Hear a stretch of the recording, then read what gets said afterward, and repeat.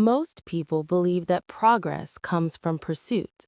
You chase opportunities, you chase approval, you chase clarity, you chase the version of yourself you think you should already be. It feels productive, even noble.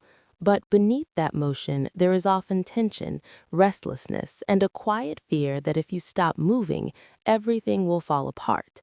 The strange truth is that the more some people chase, the less grounded they become. And the moment they stop chasing, something unexpected begins to happen. Think about your own life for a second.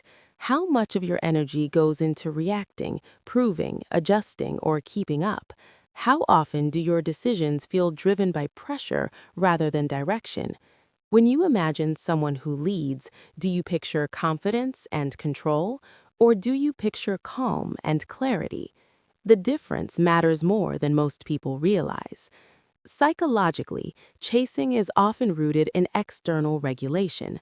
According to self-determination theory, when our sense of worth depends on outcomes, validation, or comparison, our motivation becomes fragile. We act not because we are aligned, but because we are afraid to fall behind. This pattern shows up in careers, relationships, and even personal growth.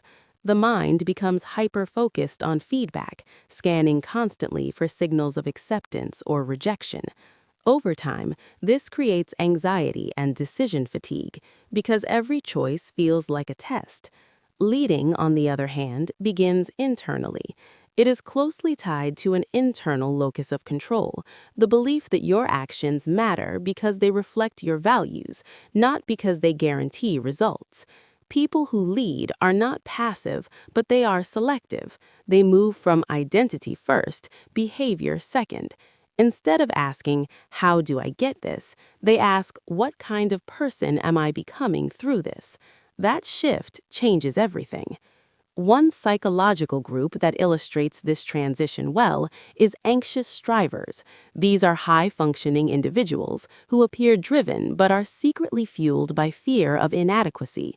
When they stop chasing, it initially feels like losing momentum, but what actually happens is emotional recalibration.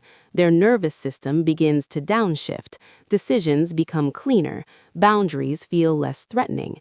Another group is approval-oriented people, often shaped by early attachment dynamics where love felt conditional. When they begin leading themselves instead of chasing others, they experience discomfort first, then relief. They learn that consistency attracts more respect than effort ever did. There is also a quieter group, those who have been chasing meaning itself. They read, optimize, reflect, and self-analyze endlessly. For them, leading means tolerating uncertainty without rushing to resolve it. Psychologically, this builds ego strength and emotional resilience, the capacity to stay grounded without immediate reassurance. Stopping the chase does not mean doing less. It means doing what aligns even when no one is watching. Leading starts when your actions no longer beg for permission. If this resonates, take a moment to notice where your energy is leaking outward.